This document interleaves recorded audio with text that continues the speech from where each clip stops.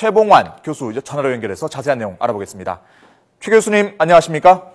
네, 안녕하십니까? 네, 그러니까 북한 무수델리에서 서울까지 북한 미사일이 날라오는데 걸리는 시간이 11분에 불과하다 이런 계산을 하신 건데 어떻게 이런 계산이 나온 건가요?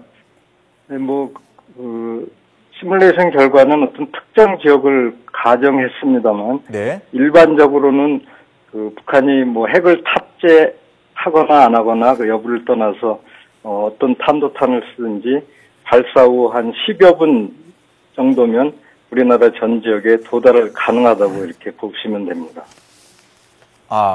그러니까 핵탄두가 있건 없건 간에 그 정도 시간이 걸린다 이런 말씀이신 거죠? 예, 예. 근데 지금 사실 가장 문제는 북한이 과연 핵탄두의 소형화, 경량화를 기술을 가지고 있냐 이 부분 아니겠습니까? 네. 사실 이게 전제가 되지 않으면 이거 너무 앞서간 가정 아니냐 이렇게 볼 수도 있을 텐데 어떻게 보십니까? 그건 제 개인적인 관점이 아니고요. 네. 북한은 2012년 2월 12일 모두 다 기억하시는 그런 날이지 않습니까? 네. 은하 3호 장거리 로켓 발사를 통해서 네. 보유하고 있는 로켓 기술이 상당한 수준에 있다는 것이 아마 국내적으로 확인되지 않았습니까? 네. 또한 이어서 북한은 2013년 2월 12일 3차 핵실험을 통해서 본인들이 핵의 소형화를 이루었다고 이렇게 자체 선언을 했습니다. 그렇죠. 그러나 그런 선언을 했다고 이렇게 판단하는 것이 아니라 관련 국내의 많은 전문가들은 여러 가지 과정과 형태를 봤을 때 그들이 주장하는 핵탄두의 소형화가 이루어졌다. 그러니까 현실화됐다. 이렇게 판단을 하고 있습니다. 여러 가지 전문가들의 자료와 언급에서 그것은 우리가 확인할 수 있습니다. 네. 지금 우리 군이 갖고 있는 요격 체계가 패트리어트2 체계로 지금 현재 되어 있는 거죠? 이걸 앞으로 3로 발전을 시키겠다 이런 상황인 걸로 알고 있는데 어떻습니까? 네. 이제 패트리어트2라고 그러면 이제 전문 용어로 아주 밑에 거리에서 하층이라는 근접한 거리에서 요격하는 체계입니다. 네. 근데 이제 이걸 가지고 불가능하다, 아니다, 이런 관점이 아니고요. 굉장히 어려운 거는 이제 사실이고요. 우리가 봐야 될 관점은 이제 불과 수년 전만 해도 북한의 핵이라는 위협이 이제 현실화되지 않았지 않습니까? 네. 근데 지금 와서는 이제 불과 1, 2년 만에 북한의 핵이라는 위협이 국내외적으로 다 인정되는 그런 위협으로 현실화가 된 상황입니다. 네. 그런 상황에서는 이제 우리 국민을 정말 완전하게 도발시, 도발을 가정했을지, 없을 수도 있는 얘기지만 그런 것이 정말 일어났을 경우에 우리 국민의 안전을 어떻게 보호할 것인가. 이게 관점입니다. 네. 국민의 안전과 그게 핵이라는 위협, 핵탄두라는 위협의 두 가지를 봤을 때, 이제 우리가 현재 보유하고 있는 팩3를 근간으로 한 어떤 향후 발전 방안, 이런 패러다임이 과연 맞는가? 네. 이런 것을 반드시 좀 한번 짚어봐야 될 시점이라고 저는 좀 주장을 하고 싶습니다. 그래서 이걸 보완하기 위해서는 어떻게 보완을 해야 된다고 교수님 보시는 건가요? 네. 제가 이제 이 시뮬레이션을, 수행할 때 어떤 객관적인, 모델과 수치를 써서 시뮬레이션을 한번 해서 현실적으로 가장 근접하는 그러한 국면을 한번 볼까 해서 미국 MIT 공대에서 보유하고 있는 GUI라는 모델을 썼습니다.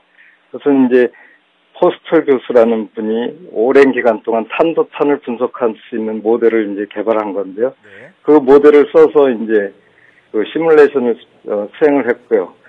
그 시뮬레이션을 수행한 결과를 통해서 어떻게 하면 우리 아주 정말 불가피한 도발이 있을 경우에 우리 국민이 핵으로부터 안전을 확보할 수 있을까? 이 두 가지 관점을 두고 시뮬레이션을 수행했습니다. 네. 그러다 보니까 만약에 북한이 도발 시에 날라오는 핵탄도 미사일을 어느 정도 거리에서 요격이 돼야지 우리 국민이 정말 아무 피해 없이 안전을 확보할 수 있을까? 네. 핵이라는 것은 만에 하나 한 발이라도 우리 땅에 들어오게 되면 그거는 엄청난 피해를 받지 않습니까? 그렇죠. 그래서 그것을 전문 용어로 배치 대척고도라고 그럽니다. 아하. 상당 거리와 고도 이전에 요격을 해야지 이제 우리가 피해를 안 볼 수 있는 거죠. 네. 그러한 두 가지 관점으로 했을 때, 기존에 있는 무기 체계에 추가해서 먼저 가장 먼 거리에서 먼 고도에서부터 요격을 시작해서 단계별로, 즉 다단계로 대척고도 이전에 네. 요격이 가능한 그러한 패러다임으로 개념을 좀 바꿔야 된다. 그리고 그에 대한 구체적인 무기 체계들은 운영 개념이라든가 어떤 우리의 예산 이러한 것을 토대로 해서 좀 새롭게 밑그림을 그려서 추진해야 되지 않나. 네. 이런 것을 좀 지금 시급하게 좀 수행을 해야 될 시기라고 이렇게 좀 교수님, 판단하고 있습니다. 그런데 이 대척 고도라는 게 보통 그 고도 몇 킬로미터 정도를 얘기하는 건가요? 일반적으로 뭐 여러 가지 요소를 고려할 수 있습니다. 뭐 생화학이라든가 네. 핵 이런 게 터졌을 때 피해를 주는 거, 그다음에 탄도탄이 이제 그 땅에 이제 근접하면서 공기 밀도가 높아지고 그래서 이 탄도탄이 회전을 많이 합니다. 네. 저항을 느껴가지고. 그렇게 되면은 이제 요격이 굉장히 어려워지거든요. 네. 그러한 전반적인 것을 이제 고려했을 때 네. 최소한 5, 60km 이상에서는 5, 60. 요격이 돼야 된다고 이렇게 볼 수 있습니다. 지금 거론되고 있는 무기 요격 체계가 사드 그리고 SM3 얘기가 나오던데요. 네.